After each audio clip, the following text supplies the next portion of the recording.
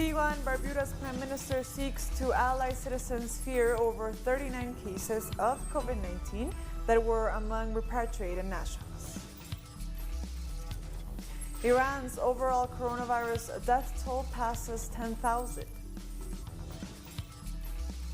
And nearly 100 Rohingya from Myanmar have been rescued off the coast of Indonesia's Sumatra island. Hello and welcome to Telesur English. I am Estefania Bravo in Quito, Ecuador. This is from the south. Antigua and Barbuda's Prime Minister is seeking to allay citizens' fears that 39 cases of COVID-19 were recently imported into the country with the repatriation of nationals. He assures that the infected people do not pose a threat to the public. That 39 new cases of imported COVID-19 have been detected and managed. I emphasize to you that none of these cases is a threat to the community at this time, and that through our identification, tracing, and quarantining process, the Ministry of Health is containing and treating affected persons. The 39 new cases are persons in which in excess of half are returning nationals who entered Antigua and Barbuda by air over the last few days. These nationals are now quarantined and isolated at the government facility at Hawksbill Hotel and will not be released into the community until they test negative. It is important that you know that none of these persons have been hospitalized. Presently, there is no one hospitalized in Antigua and Barbuda with COVID, and none of the new cases require hospitalization. The remaining individuals are in hotel properties which are equipped with facilities to isolate, monitor, and treat these individuals who tested positive for COVID. Caricom Chair and Barbados Prime Minister Mia Amor-Motley has expressed the bloc's dissatisfaction with the political crisis in Guyana following the March 2nd elections. She was speaking during an exclusive interview with Trinidad and Tobago CNC3. We sent in 2 observer teams. Our observer team was satisfied that the recount process was certified by the persons from the Guyana Election Commission and stood as a credible basis for the declaration of an electoral result. What is going on is a little bizarre to say the least, but we shall wait and see and let the process play out over the next few days. But suffice it to say that there's a charter of civil society within Caribbean community that causes us to have to aspire to a very high level of behavior with respect to free and fair elections and with respect to giving full effect to the will of the people. I pray that we will recognize that there is no election that is worth the life of a single human being, that there is no election that is worth the damaging of the reputation not only of one country but our community. Amid calls to remove sculptures which idolize colonizers and slave owners across the globe, social groups in Trinidad and Tobago reignited their long-standing request to have the government tear down the statue of Christopher Columbus in the capital. The mayor of Port of Spain withdrew himself from making the decision, calling it a national issue. Is that the statue should be taken down and placed in the museum. It is our stance as a responsible corporation, and the fact that the capital city and the square where the statue is placed is not only utilized by citizens of Port of Spain, but by the wider population. The matter, therefore, has become a national issue, and as such, beyond the sole purview of the Port of Spain Corporation, therefore, as mayor, I withdraw from the matter as I await the input, advice, and policy decision from relevant arms of the national law. As of Wednesday, Cuba has reported 2,319 novel coronavirus cases, of which 2,130 people have recovered, while the death toll stands at 85. Our correspondent in Havana, Nayera Tardo, brings us the details on how this sanctioned Caribbean island has managed to successfully fight the pandemic. These images were taken on April 1st by a team of specialists of the Tropical Medicine Institute Pedro Curie. Martha became the 9th patient to recover from COVID-19 in Cuba. After nearly 2 months of overcoming the disease and respecting all the security measures, we went to hear the story of the grandmother that beat the virus, that is devastating the world. ¿Cómo se siente Marta a los 95 años después de haber vencido el coronavirus?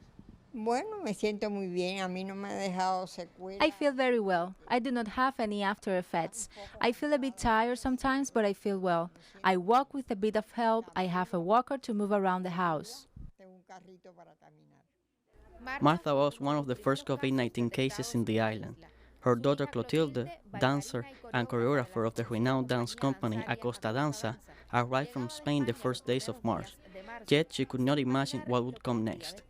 Clotilde was hospitalized together with her mother, but she affirms that seeing the favorable development of her mother made those days in the Health Institute easier.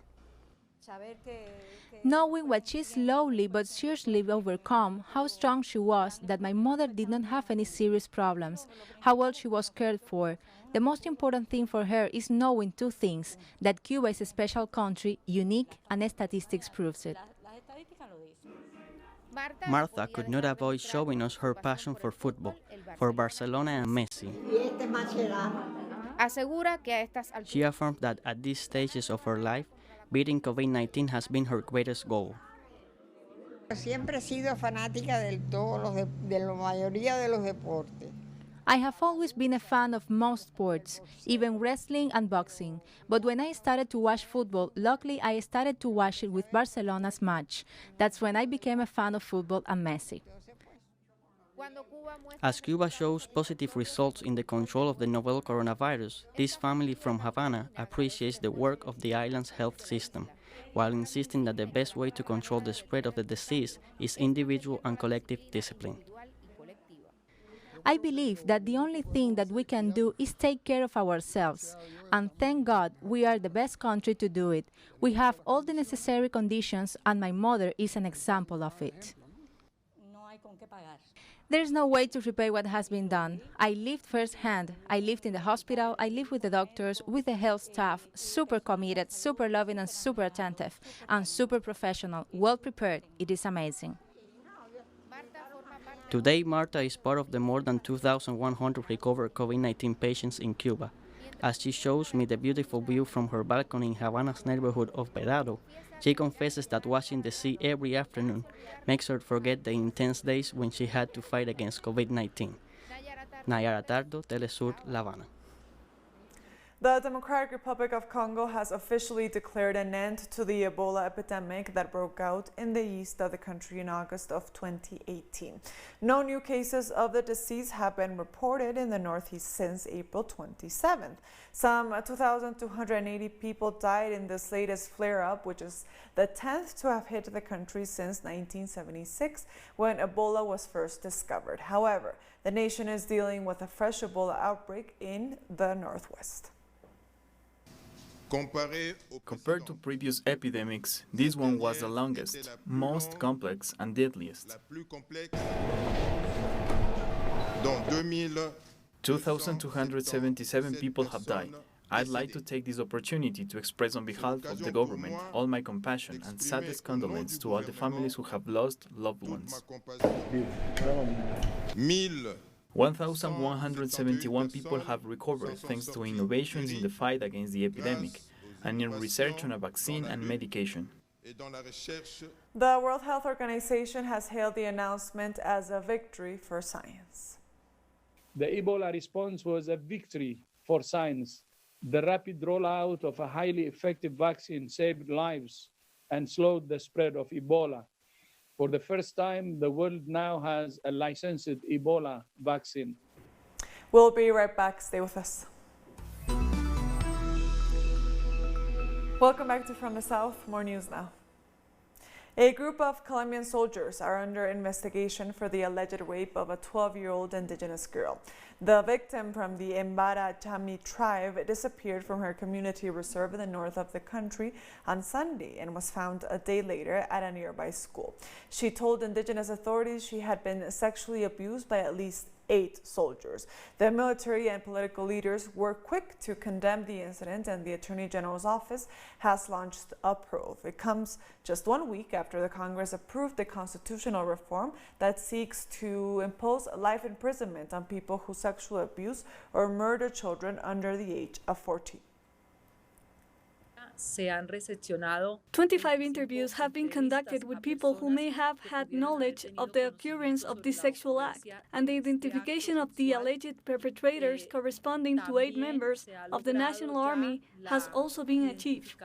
The Vice President of Venezuela, Delcy Rodriguez, has announced more than 20 new COVID-19 infections in the country as she gave an update on the nation's coronavirus statistics.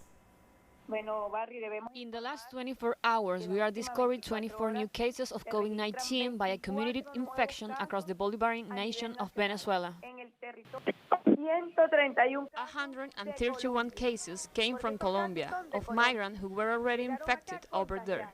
3 from Ecuador and 7 from Peru. In total, we have 141 imported cases. Venezuelan President Nicolás Maduro has said the upcoming legislative elections will help ease political and ideological differences in the country. The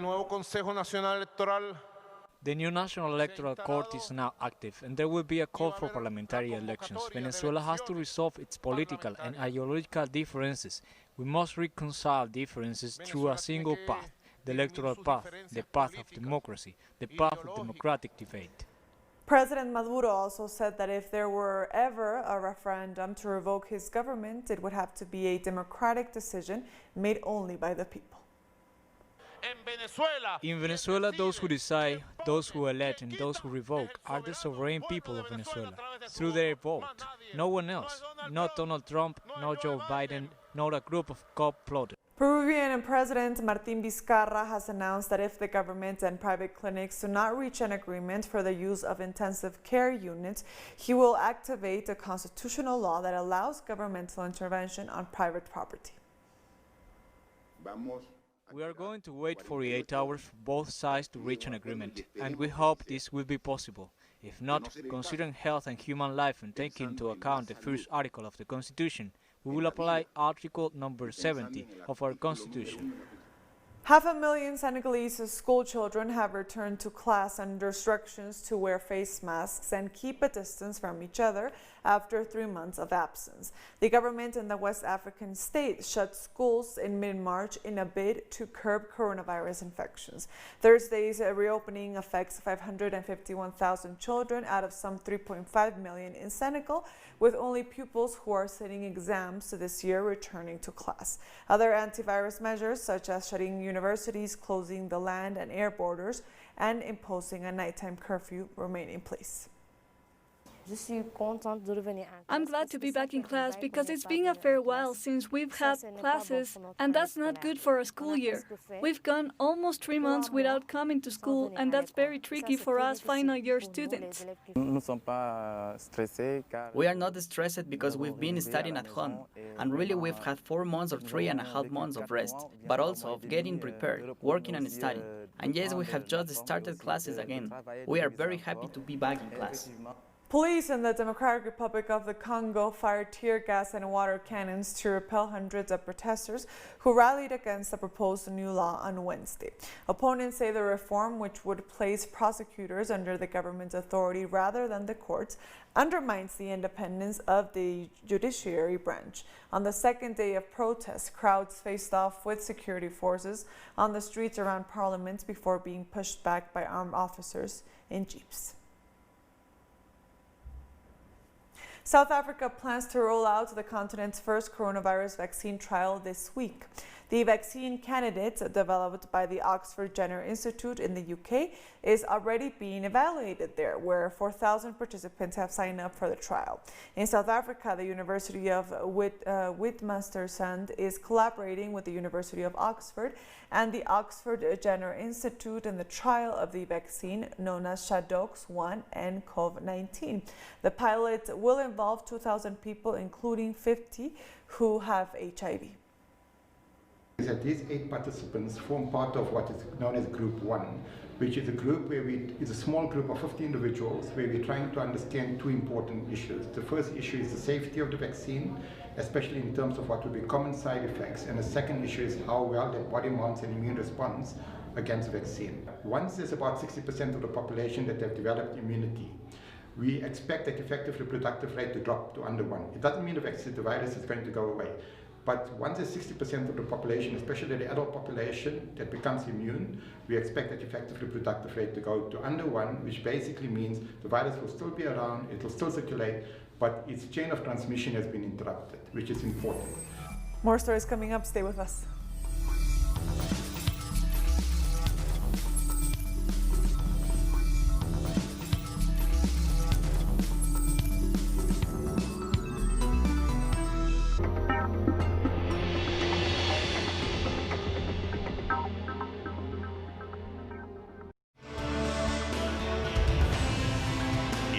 Infested by inequalities, abuse of power, and injustice, the American journalist Abby Martin covers the struggle for fundamental rights worldwide, deepening into the search of files which uncover the empire's strategies through our screen and web platform in English.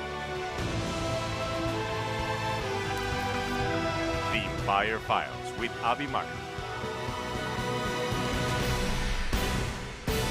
Tuesday, only on Telesur.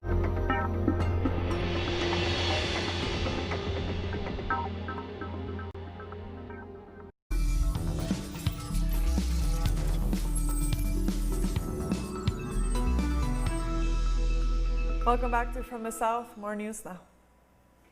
Iran has announced 134 new deaths from the novel coronavirus, taking the overall death toll in the country past 10,000.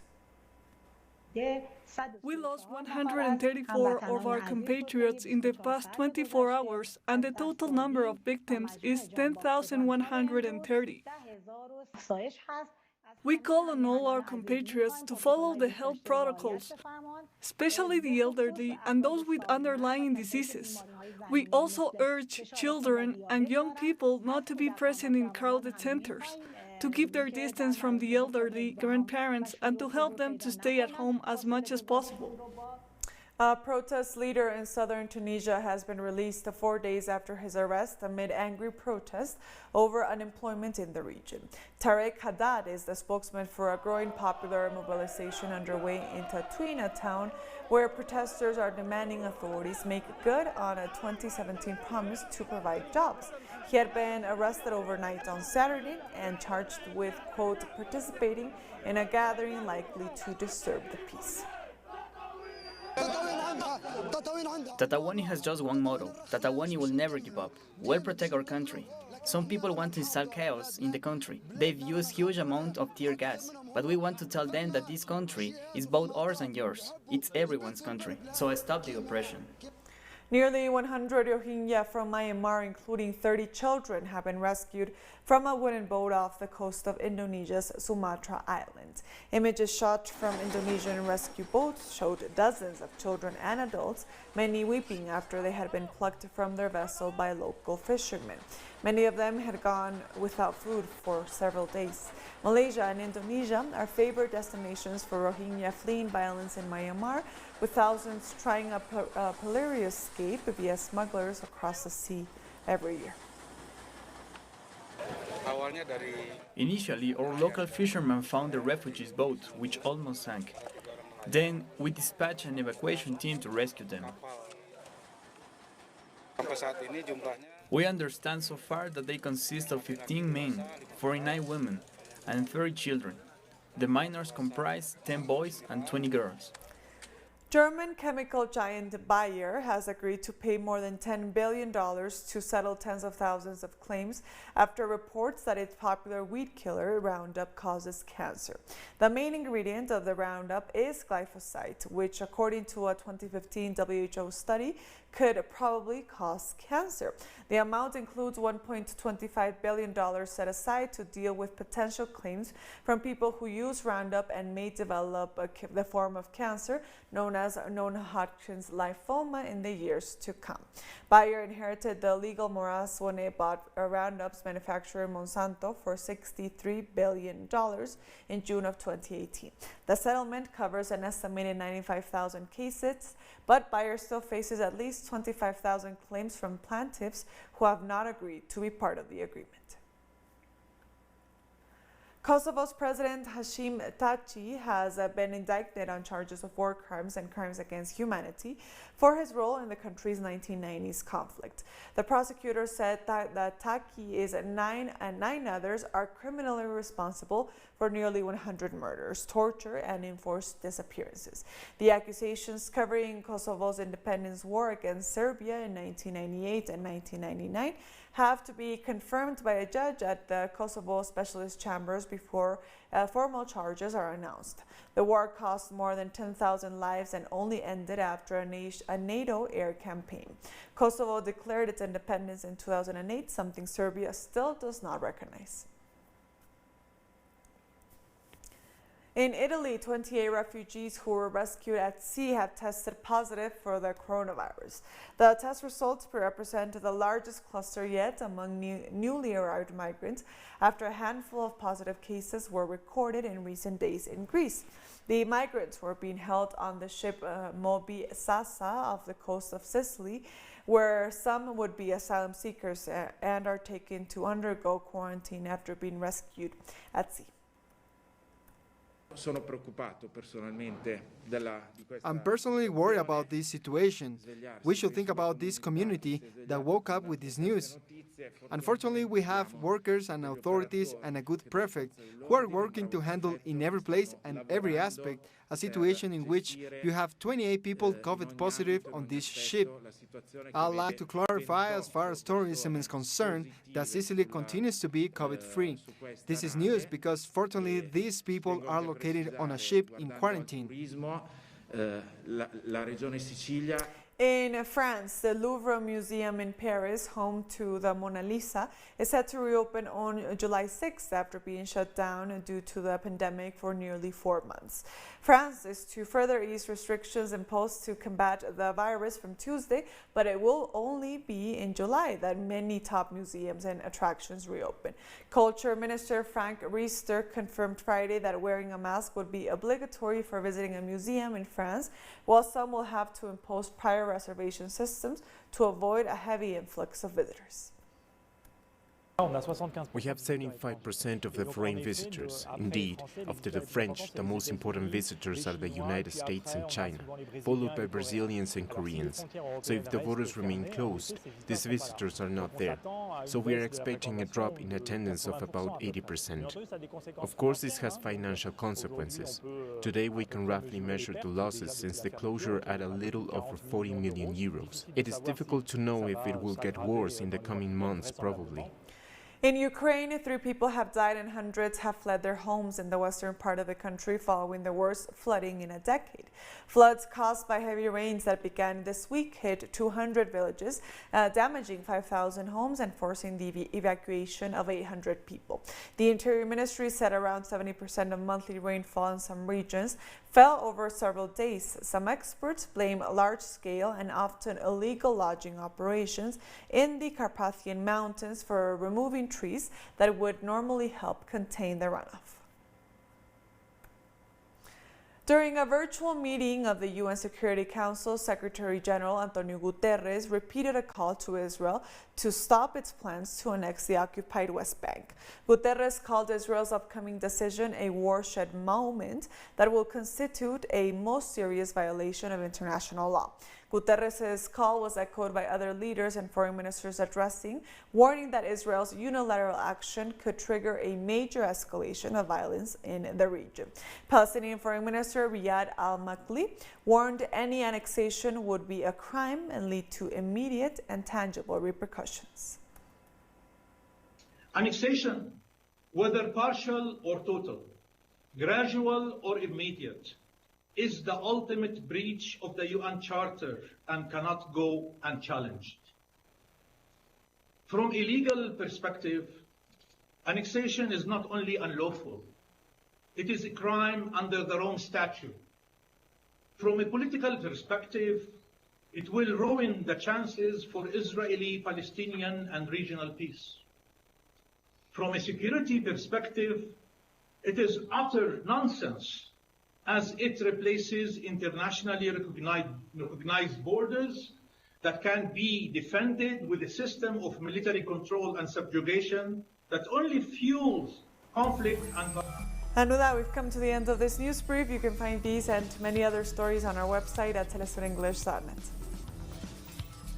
And be sure to follow us on social media. We are on Facebook, on Twitter, and of course, on Instagram. For Telesur English, I am Estefania Bravo. Until next time.